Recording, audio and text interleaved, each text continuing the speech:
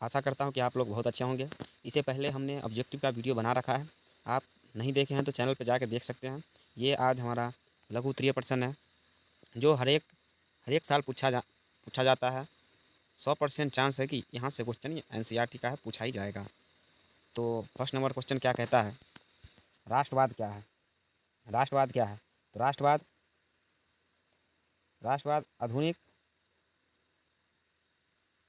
आधुनिक विश्व राष्ट्रवाद किसी विशेष भौगोलिक मतलब किसी किसी विशेष भौगोलिक मतलब किसी क्षेत्र, सांस्कृतिक और सामाजिक मतलब समाज में रहने वाले लोग, क्षेत्र में बसने वाले लोगों में एकता की भावना जागता है।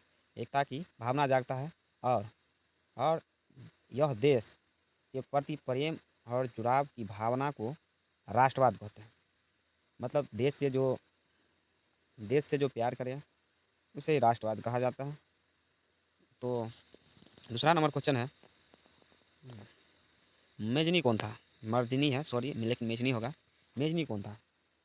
मेजनी उत्तर है मेजनी इटली के एक सम्राट थे। ऐसे लिखना है, मेजनी इटली के एक सम्राट थे। इनका जन्म 1805 ईस्वी में हुआ था। इनका जन्म 1805 ईस्वी में हुआ था। जोगानित्र विचारधारा के समर्थक थे और वे एक उपयुक्त सेनापति भी थे।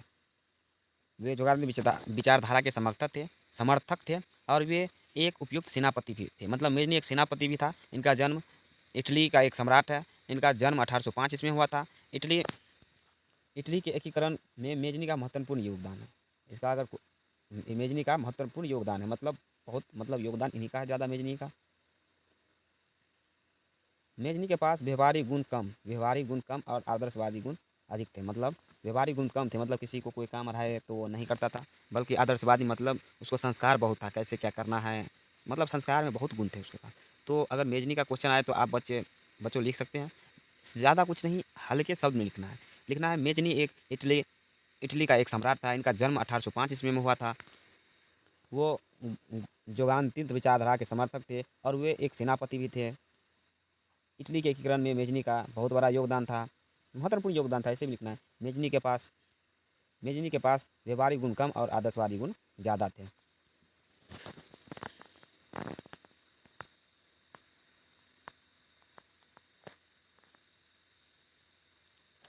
तीसरा नंबर क्वेश्चन देखते हैं कि जर्मनी के एकीकरण की बाधाएं क्या थी? जर्मनी की एकीकरण की बाधाएं क्या थी?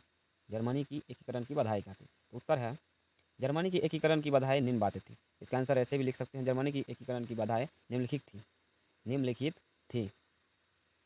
क्वेश्चन को लिखना ऐसे है सो आपको मतलब गलती नहीं करना है। अगर गलती हो भी जाए तो उसको घसना नहीं। जैसे मान लो हम जर्मनी की निम्नलिखित बातें लिख दिया, हमको लिखना था यहाँ पे निम्न बातें लिख दी तो निम्नलिखित लिखना था, मतलब नीचे दिया गया, तो मतलब उसको घसना ऐसे, मतलब ऐसे घसना नहीं है, ऐसे ऐसे घसना नहीं, उसको सही छोड़ दो, बस आपका नंबर नहीं कटेगा एग्जाम के। तो इसका फर्स्ट लिखा हुआ है, लोगों में देश के प्रति भावना की कमी थी। मतलब लोगों में देश की प्रति भावना की कमी थी। दूसरा, जर्मनी में लगभग 300 छोटे बड़े राज्य थे। ऐसे भी लिख सकते हैं, लेकिन इसमें अलग लिखा है, जर्मनी में लगभग 300 छोटे छोटे राज्य अलग अलग थे, ऐसे लिखा है, लेकिन ऐसे भी आप लिख सकते हैं, जर्मनी में लगभग 300 छोटे बड़े राज्य थे या सकते थे। तीसरा नंबर है, जर्मनी में धार्मिक और राजनीतिक तथा सामाजिक आधार लोगों में उच्च नीचता की भावना थी। मतलब जर्मनी की में धार्मिक और राजनीतिक सामाजिक आधार पर लोगों में नीचे ऊंचे की ज़्यादा मतलब भावना थी। मतलब कोई जाति अगर नीचा जाति का है तो उसे आप मतलब नीचे जितना बिहेव करता था, मतलब उसके आगे बैठता नहीं था, उसके आगे में नहीं जाता था, उसको नीचे के मतलब पाँव के नीचे हरदम दबा के रखा जाता था। ऐसे उसी को नीचा ऊंचा कहता है गाँव में, हमारे गाँव में भी कहता है। आप भी गाँव से बिलोंग करते होंगे बच्चों। चौथा है, शक्तिशाली राज्य कभी भी जर्मनी की एकता आदि नहीं चाहता था। मतलब तीसरा कारण है, चौथा कारण है, शक्तिशाली राज्य कभी भी जर्मनी की एकता आदि नहीं चाहता था। तो मैं बच्चों, तो चौथा नंबर क्वेश्चन कह रहा है, क्या पूछ रहा है वो जानिए आप।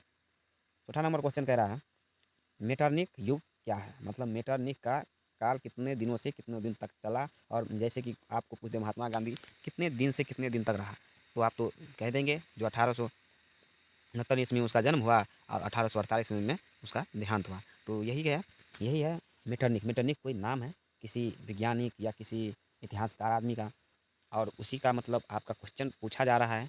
ये एग्ज़ाम में भी आ सकता है, इसीलिए आप ध्यान से सुनिएगा हमारी बातों को। हमारी बातों को आप ध्यान से सुनिएगा, हम क्या कह रहे हैं।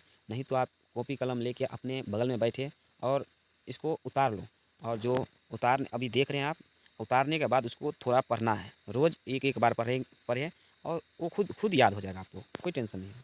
हम भी एग्ज़ाम 10th में दिए थे तो हम भी भूल जाते थे, लेकिन आप खुद याद हो जाता है रोज़ पढ़ने से। तो इसका उत्तर देखते हैं बच्चों।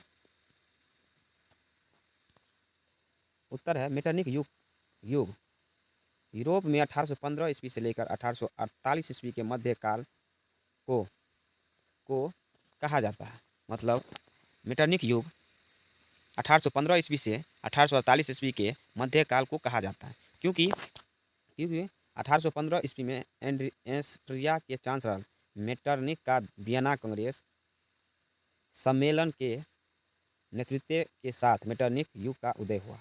मेटरनिख युग का उदय हुआ 1848 ईस्वी की क्रांति के बाद मेटरनिख युग का अंत हो गया।